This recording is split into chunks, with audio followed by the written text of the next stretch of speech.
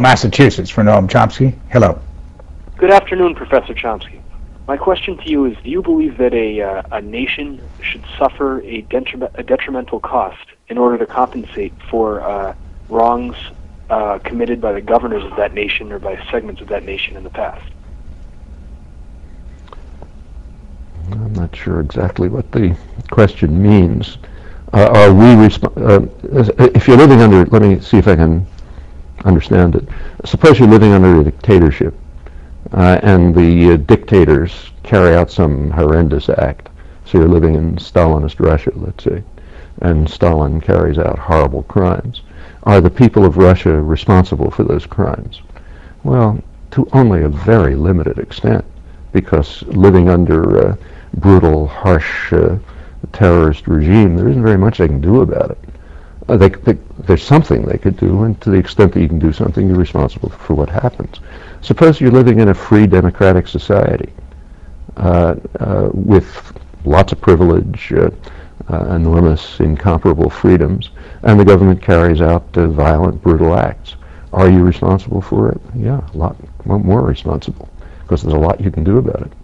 And therefore, the cost of if you share responsibility in criminal acts, you are liable for the consequences. Jacksonville, Florida. Good afternoon. Hi, Professor Chomsky. It's an honor to speak to you, sir. I'd like to have you address the idea of 9/11 as like a false flag or a let it happen on purpose kind of situation. I mean, it's not exactly unprecedented in American history, or world history for that matter, especially given the Project for the American Century, where Paul Wolfowitz said that it would take like a Pearl Harbor-like attack on America to be able to implement their plans. And could you address that for me, please? Well, I know that's a widely held belief. Frankly, I'm personally extremely skeptical about it. I don't think there's any likelihood that an action like that could have been planned, and I don't really think there are any historical precedents for it. If the White House had been in any way involved in planning this, it would have been an act of absolute madness on their part. For one thing, you could never tell where it was going to go. For another, it would certainly have leaked. I mean, it's inconceivable that a plan of that nature wouldn't have leaked. And it just doesn't make any sense, in my opinion. And I don't think the evidence is at all compelling. I've read what there is. You're quite right about the exploitation of it. When it happened, it was exploited, not just in the United States, but all over the world. So, for example, the Russians were exploited September 11th as they saw it as a window of opportunity to step up their really brutal repression and violence in Chechnya, presenting it as a struggle against terrorism, and expecting to get authorization from the United States, the world ruler, which indeed happened.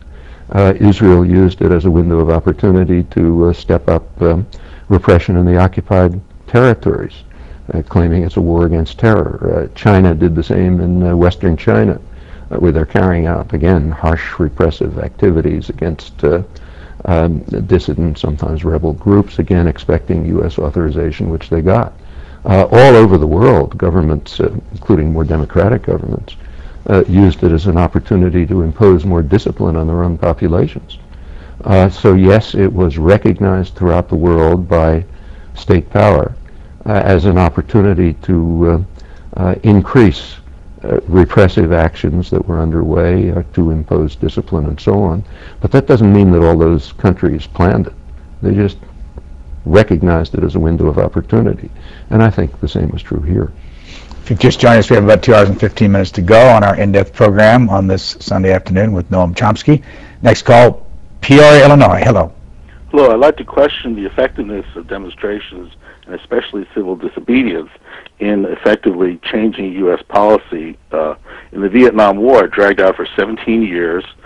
Public opinion turned against the war in 1968, yet the war dragged on for 7 more years, and the opinion polls and public opinion research showed that the public, even though they hated the war, they hated the demonstrators even more.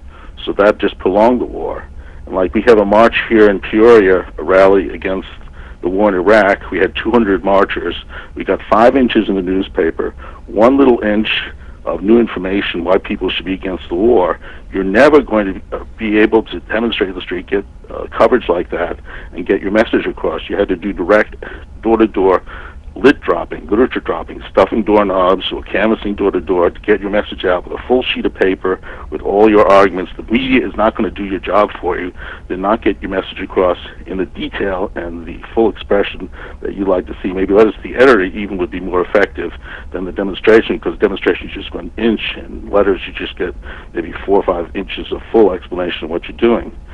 And in Illinois, during the Vietnam War, we were much more effective in electoral politics with McCarthy and George McGovern. In fact, the Democratic Congress caucus in the House voted against funding for the war, despite the fact that McGovern lost, that McGovern had just demonstrated enough strength in election districts across the country at the grassroots level that the congressman knew that next time up they would see challenges to the congressional seats in the congressional districts where McGovern successfully elected delegates. They saw the handwriting of the war. They voted to cut off the funds in the Democratic caucus in the House. And the day after that, Nixon signed the peace treaty and ended the war. So that was the effective way, electoral politics. But here, people, I went to a Chicago teaching for peace and justice yesterday, and they're chortling over 10,000 people blocking one street in Chicago. And they're using that as a big victory. But the government can easily use an alternative street, run tanks down the street to mow people down. That's totally a symbolic victory. These demonstrations don't accomplish anything. In Illinois, Pierre, I'm going to let you go. Thanks. You made your point.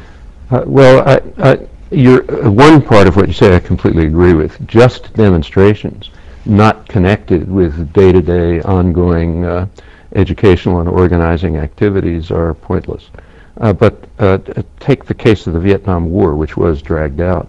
In that case, I think the evidence is pretty strong that the demonstrations were very effective. They were part of exactly what you're suggesting should be done.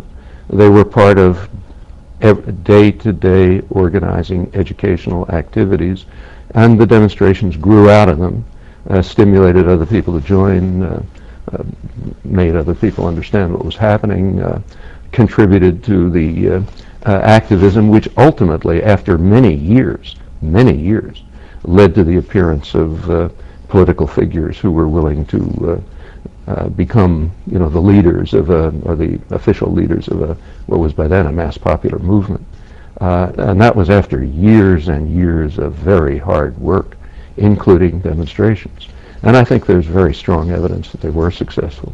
If you want to have some direct evidence for it, in 1968, after the Tet Offensive in January 1968, the business world turned strongly against the war because it was becoming very costly to the United States.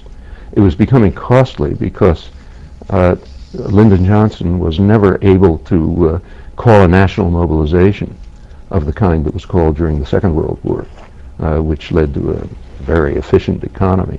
He wasn't able to do that because there was too much discontent. They had to fight what they called a guns and butter war, which led to stagflation and economic problems. The discontent was the result of activism, including demonstrations. Johnson was essentially, there was a real power play from the business world. He was essentially told to call off the war after the Tet Offensive, which indicated it was going to go on for a long time. He wanted to send 200,000 more troops to South Vietnam. The Joint Chiefs of Staff were opposed. The reason, they said, was because they thought they would need the troops for civil disorder control in the United States, where large segments of the population were just getting out of hand. They mentioned women, youth, minorities, others. This is in the last part of the Pentagon Papers, worth taking a look at.